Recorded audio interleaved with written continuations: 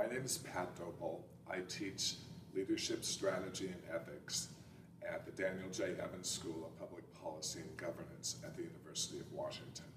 Today I'll be talking about the notion of personal integrity. Now we all know that the word integrity is a very old word in the English language, and it refers to a sense of being whole and being complete. We can think of integrity in a couple of ways. We can think of it as sound and right, like the structural integrity of a building, or we can think of it as having coherence and being internally consistent, like the integrity of a manuscript or the integrity of a computer program. Now, if we put both those senses together, we come to the sense of what it's like to have integrity as a human being. Integrity for a human being at the personal level begins with and pretty much ends with having a sense of self. It's linked to a sense of identity, an understanding of this is who I am. And when we talk about integrity as something that anchors our ethics and our actions in public life, it has two major dimensions. The first is the values that I possess as a human being. Those are the beliefs, the principles that identify and highlight the issues of value, the things that I want to focus and guide my actions, and the standards by which I will judge myself to see if I have lived up to my ideal sense of who I should be. So the values are one part of integrity, but the other part of integrity is like an architectural substructure. We might call them virtues, but they're linked to emotions and virtuous temperaments such as tenacity, conscientiousness, honesty, and an extremely important dimension, courage. So when we talk about having integrity in public life, as a person we have our values, and those values have this substructure that really enable us to stand back and act upon these values. Now the reason they connect together is because having integrity is not just the ability to stand back, make a decision, and implement it, but it involves the ability to overcome obstacles. Now these obstacles can be physical, they can be political, sometimes they're resource-based, but one of the most interesting and powerful ones are the inner obstacles, the temptations, the sense of not wanting to do the right thing, or wanting to pursue our self-interest, or wanting to act and give favoritism to someone rather than do what is right and required by the position and the entrusted responsibilities that we have. So when we exercise integrity as a person, we are not just identifying our values, but we're calling upon all of these emotional and characterological dimensions of ourself. Because sometimes it takes real courage to overcome internal temptations, and sometimes it takes real courage and tenacity to keep going when things aren't necessarily going our way. Sometimes it takes hope, sometimes it takes patience. So integrity is this holistic dimension of ourself that involves having cognitive values, having emotional and literally physiological character attributes, and those things are then united in making decisions and implementing those decisions. Now, the classic way of identifying integrity in people, and the cue we usually use, involves two things. One, do they keep their promises? And two, do they take responsibility?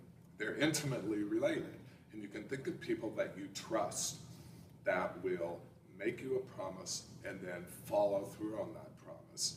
And if they fail in that, they will have given the effort and they will accept responsibility for it. Now, one of the most interesting things that's happened in the field of ethics in the last 15 years has been lots of developments in the fields of cognitive psychology and neuropsychology are now reinforcing our understanding of what integrity looks like and what acting ethically looks like, because we now can literally watch the brain, watch the functioning of the body, watch the the unleashing of neurotransmitters and hormones, and understand that the mind and the person exercise judgment through the utilization of frames. We adopt and we internalize frames of judgment. Anyone who is a professional in any field, a professional accountant, a professional social worker, a teacher, a firefighter, understand that over time they have trained themselves through reflective practice and the feedback from professional colleagues to become a practiced professional who has integrated their mind, their emotions, and their body to exercise sound judgment even when you don't have time to sit back and reflect. Now, the two exciting dimensions of this are we now understand what integrity looks like in day-to-day life. It's exercising frames and judgment within those frames that we have worked to create. And two, we now understand that we as human beings, cooperating with others, can change who we are. We can grow into integrity. We can become better human beings because we can practice, we can make mistakes, and in making those mistakes we can learn and we can change our practice. And when we do this with professional teams and allies, we can then do this together. So integrity can then expand out into what we would call a professional or an organizational culture.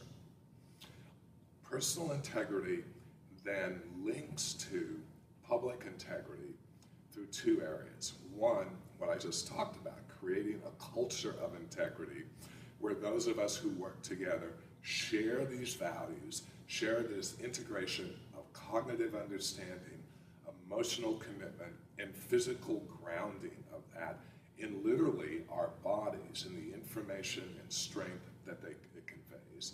And two, integrity, as we talked about, is anchored to promises. When I enter public service, I make a promise. I promise to take on the position and the responsibilities entrusted to me. So public integrity and personal integrity link at this point of promise making. I want to end by mentioning two things. One, I think there are two different traditional understandings of integrity, and I want to suggest one makes more sense for public officials. The first is a very old conception of integrity that sees integrity as very rigid and closed and impenetrable. It's a kind of integrity that's postulated by idealism, and it never changes, and it always demands a particular set of actions in any situation. The second conception of integrity that I'm going to argue for anchors itself in this idea of having these values and having this character, but giving deference to the notion of honesty and truth. Because to be honest, we're going to be wrong a lot of times. And when we are wrong, we need to have the capacity to understand and learn. So by being honest and by being committed to the truth, we can see from data, from evidence, and from those around us that we need to change, we need to adapt. And as a result, integrity doesn't have to be hard and impenetrable, but rather it can be a dynamic force, driven by value and character, but capable of changing, growing, and adapting in light of evidence and in light of what we learn from others. And I'd like to conclude by suggesting that personal integrity is becoming, once again, very important in the world of modern governance. In the world of governance that the public administrator faces today, you generally have multiple institutions, oftentimes several public institutions. Maybe you'll have a public-private partnership, or maybe you'll have nonprofits, but there is now a political and social space where there is no single pattern of accountability. That puts an immense amount of focus upon individuals. The individual public administrator is responsible for pulling together these multiple actors, creating a common set of values and vision and commitment across different sectors. And this means that, once again, the foundation of our ethics and the foundation of public integrity, personal integrity, rises to the fore as a fundamental attribute for being a modern public